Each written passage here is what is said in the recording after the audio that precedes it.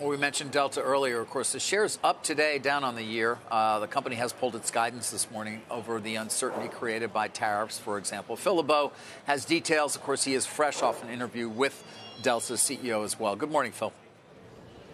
Good morning, David. We're not going to get into why the stock is bouncing today. Is it because it was so beaten down? Was it because they beat on very much reduced guidance for the first quarter? The bottom line is it's all about the guidance and the state of the outlook for Delta right now. And they said it point blank. They largely see business stalling right now. Those are Delta's words. That's not us putting words in there. They say growth is largely stalled. Softer domestic demand, both in terms of leisure as well as corporate travel. And the second half capacity reflects that. They now are planning flat capacity.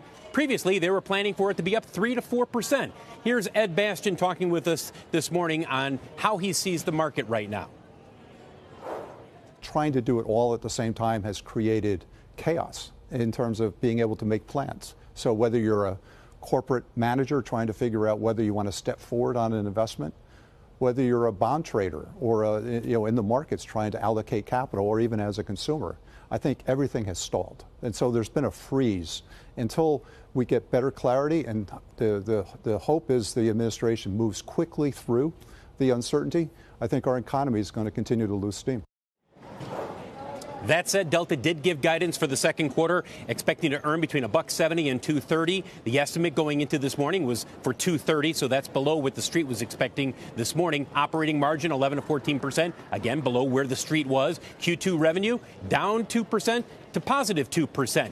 And again, the street into this morning was expecting an increase of 1.9%. Put all this together as you take a look at shares of Delta. It's not a surprise that the company has said, you know what, we are not issuing full year guidance and pulling back until we have certainty in terms of what we expect, both in terms of bookings later this year, corporate travel, domestic leisure travel. There's just too much uncertainty out there right now, guys. And that's the reason why Delta is not reaffirming the guidance it gave in January for full year results. And just one last thing to put this all in perspective. 3 months ago, we were here in Atlanta. Ed Bastian was forecasting record all-time great profits for 2025.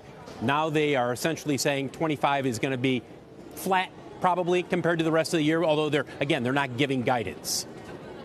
Yeah, Phil, you mentioned the corporate response here, and that looks very uncertain in terms of travel. Yep. Did Ed Bastian have anything to say about whether he thinks that there's been any kind of longer-term decline in demand from international travelers? I mean, are they able to even make any assumptions about whether this recent pullback in demand for travel into the U.S. is going to continue? Well, they see strong demand in terms of what they had for international bookings, and this summer they expect that to continue.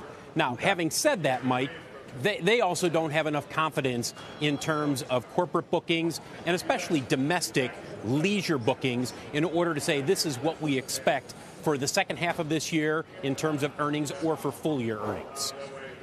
Gotcha. Phil, appreciate it. All right, still ahead, CEOs starting to break their silence when it comes to tariffs.